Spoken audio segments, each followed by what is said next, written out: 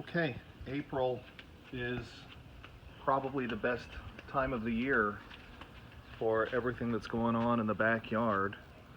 Um, you've got a lot of plants that are blooming, and you've got a lot that are in the process of blooming. The grass is starting to get healthy. The St. Augustine really doesn't start to get thick until the heat comes. I prefer to put an organic fertilizer down without any weed killer, because I don't want the weed killer to get into the beds and hurt any of the plants. The thick runners from the St. Augustine will choke out the roots here in about a month, and you'll have a nice thick lawn. But it's looking green, it's looking healthy, and it's really coming together. We've got 3 beds in the back here that are all kind of unique and different. We've got our little side patio that we like to refer to as our Zen barbecue garden. Those Chinese, or rather Japanese boxwoods kind of framing the patio here have been growing for 12 years. They're slow, notoriously slow growers, but they've now gotten to the size where you have a really nice encasement of the patio, and the trellis acts as sort of a door going into that little barbecue area. You've got the wisteria bush here against the fence, and then we're partial to the oleanders that are just so bright and colorful. These two bookend the magnolia tree here in the corner, and again, these have been here for the 15 years that we've been in the house. This wisteria bush, beautiful, up against the fence, has been part of the house for the last 15 years. We've got a little purple bower vine, and Michelle was given a few pots. We've got a lemon tree just staying happy in a pot in the yard.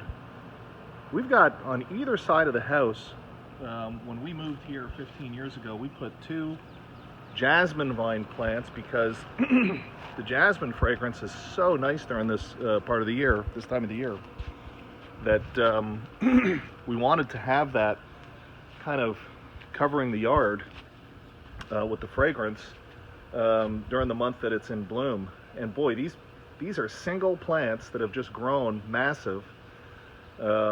This one, is on the left side of the house, looking at the house, and we've got a little bed of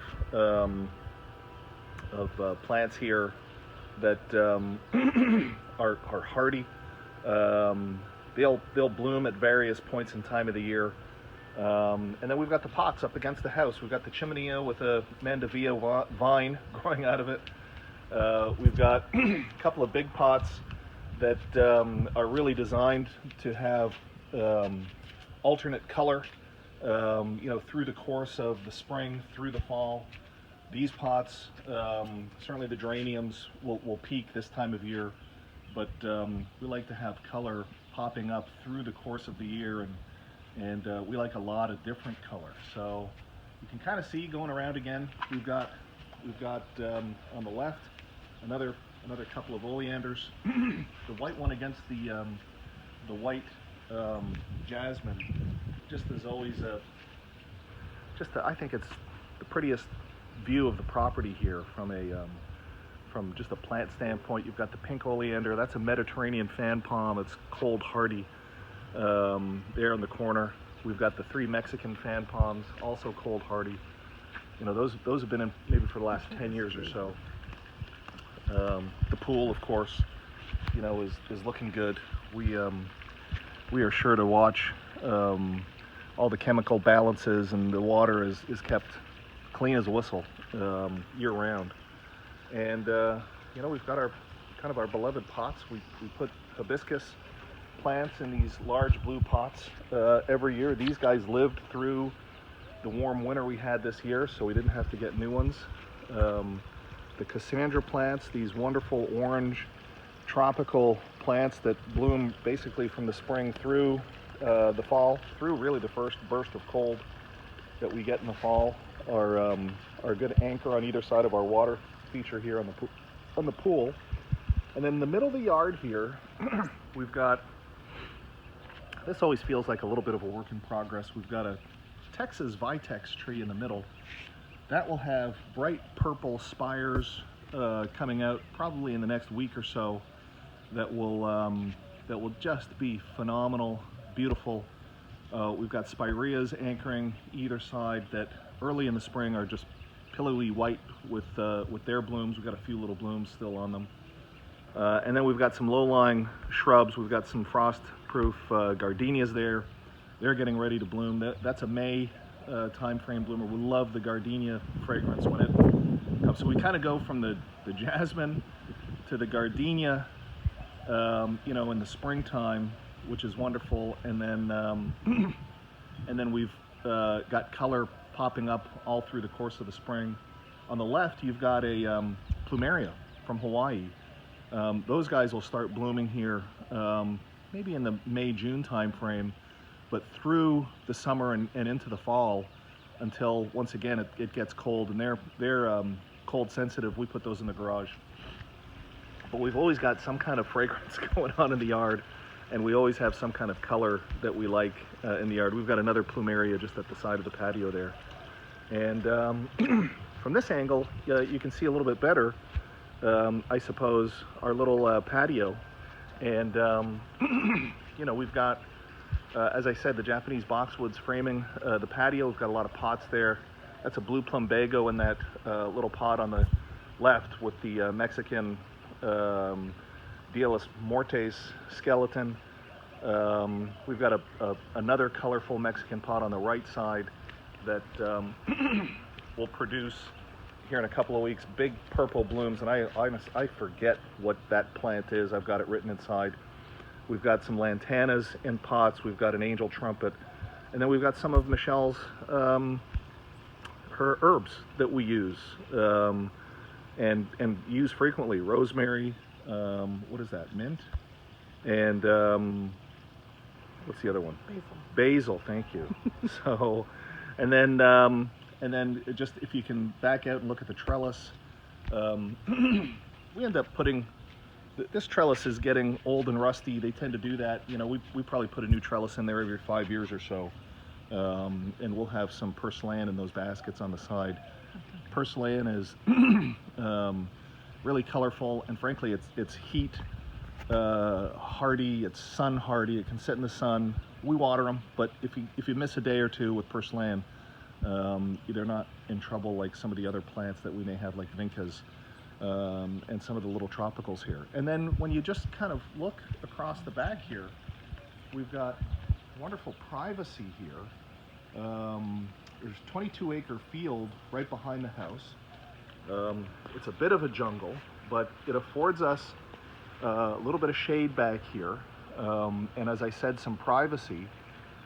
We have had some folks go back there over the years to cut some of the branches that hang low over the yard. And when we rebuilt the fence, we put a door to the back here, just so that there was some access to get into that back area. But it really creates a nice, quiet, personal, private setting back here that that is peaceful and is really quite nice. And then we're going to scan over here. We can't forget that we've got our little gazebo, 10 by 10. We've got our outdoor kitchen that we use year-round. We've got, you know, the original RCS grill. I've kept good care of that. I've updated the grill parts in there every few years or so. We've got a side burner. We've got a space for a refrigerator that is still functional, but we just don't have need for a little refrigerator back here anymore. When the girls were living at home and we had kids in the backyard all the time, it was nice to have a fridge back there with drinks, and they could keep sandwiches and things, you know, back here when their friends were all in the pool.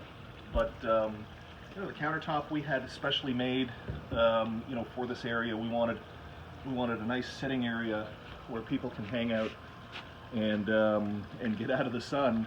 And we've got an elevated patio. This patio sits up, I think, about 6 or 8 inches.